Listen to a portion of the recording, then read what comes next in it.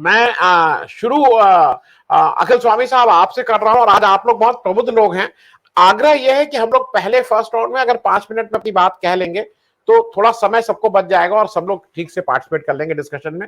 अखिल स्वामी साहब, ये जो एक नया आया है, और राहुल गांधी ने जैसे कहा कि भाई मेरे ऊपर आरोप लगाए गए हैं, तो मुझे भी हक है और मुझे भी मौका मिलना चाहिए अपनी बात सदन के पटल पे कहना का। आपका इस पे एक टिक। अखिल स्वामी देखिए साहब, आनंद जी, लोकतंत्र में ये सबका अधिकार है, पत्रकारों का अधिकार है और सबका अधिकार है कि वो सत्ता में जो बैठे हैं उनसे प्रश्न पूछे, और जो सत्ता में बैठे हैं उनका कर्तव्य है कि उसका जवाब दें। अब वो संभावना तो हमारे देश में 9 साल से हो गई है खत्म।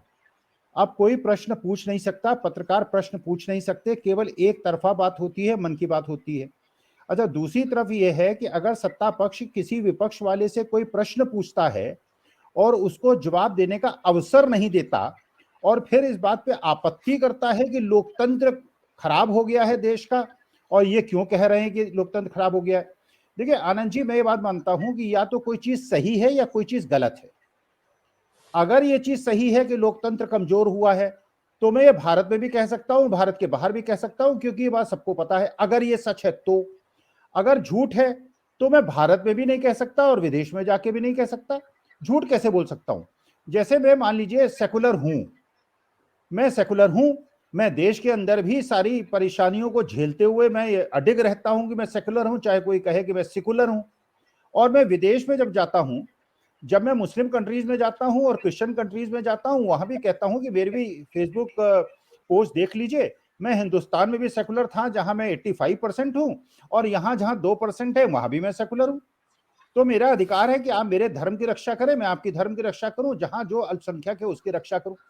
तो प्रश्न ये उठता है कि राहुल गांधी से आपने प्रश्न तो पूछ लिए, अब जवाब देने का अवसर तो आपको देना पड़ेगा। फिर आप ये कह रहे हैं कि उन्होंने देश की विदेश में जाके बदनामी की।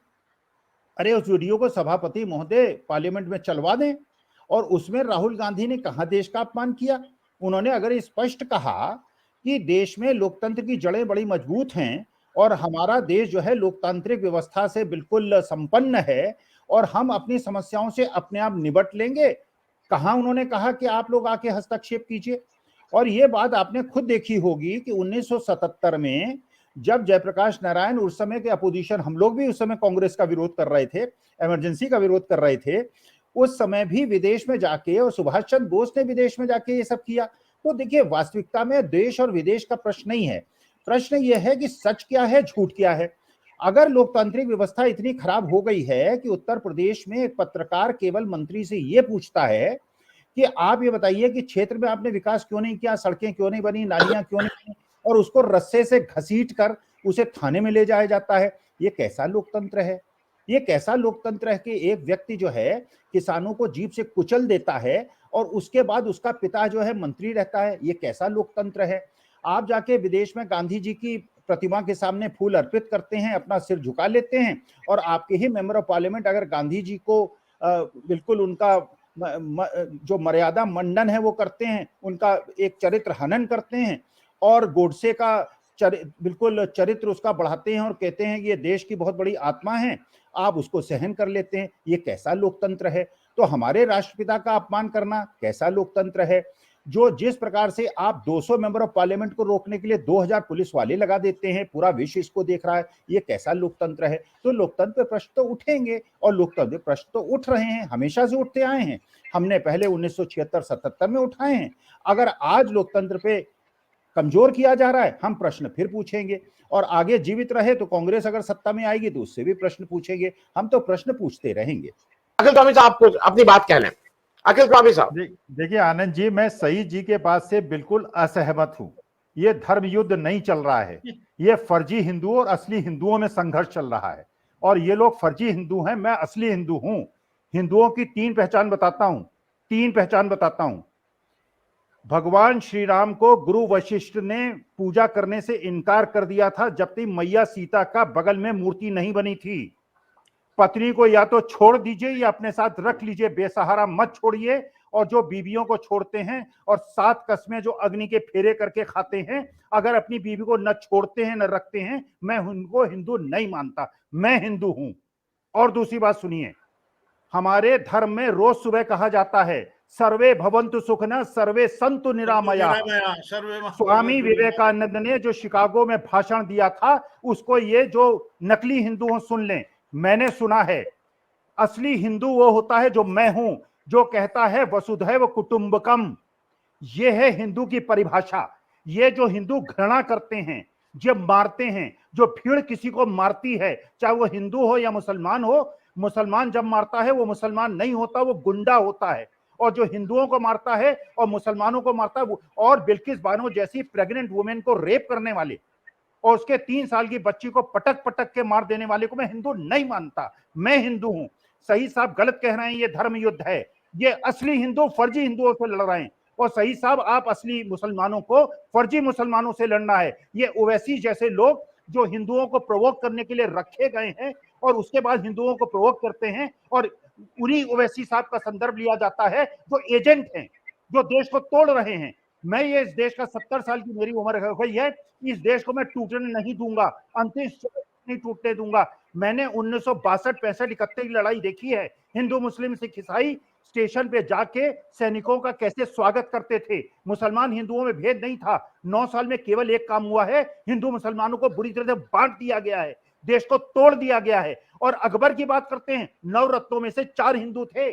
शिवाजी महाराज के जो सेनापति थे मुसलमान थे और अकबर का सेनापति हिंदू था। ये हिंदू मुसलमान का जो नैरेटिव फैलाया गया है, देश में मट्ठा डाला गया है, देश को बर्बाद किया गया है। और हम हिंदू मुसलमान सिख ईसाई जो मॉडरेट हैं, जो असली हैं, हमको एकजुट होना पड़ेगा। और ये फर्जी जो बिल्कुल बिल्कुल ढोंगी हिंदू है, इनके हिंदुत्व को पछाड़ना पड़ेगा, और मैं संघर्ष करूंगा।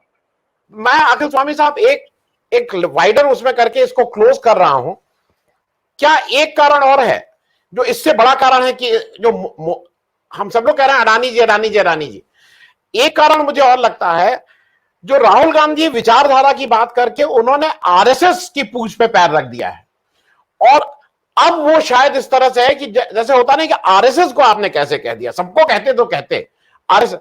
वो भी एक बड़ा कारण है कि पूरी कैबिनेट, मतलब सारे मंत्री, सारे लोग इस पे उतारू हो गए हैं कि कैसे इसको किसी ना किसी तरह से रोको। क्या वो भी एक विचारधारा की लड़ाई, जो राहुल गांधी कह रहे हैं कि विचारधारा की लड़ाई है, वो भी एक बड़ा कारण है? अखिल स्वामी साहब देखिए, सईद साहब जो कह रहे हैं मुसलमानों के साथ अत्याचार हो रहा है, उससे ज्यादा दलितों के साथ अत्याचार हो रहा है। जो आरएसएस के प्रमुख हैं वो चितपावन ब्राह्मण केवल होते हैं। एक रज्जू भैया को छोड़ दीजिए, हम उत्तर प्रदेश के ब्राह्मण हैं। क्या हमारा अधिकार नहीं आरएसएस प्रमुख बनने का? किसी पिछड़े और दलित का अधिकार नहीं है? केवल 15% जो सवर्ण हैं वो मनुवाद स्थापित करना चाहते हैं इस देश में, जो खड़गे साहब का अपमान करते हैं, जो पिछड़ों का अपमान करते हैं, जो उन्हें जुडिशरी में नहीं जाने देते, जो उनको जर्नलिज्म में नहीं जाने देते।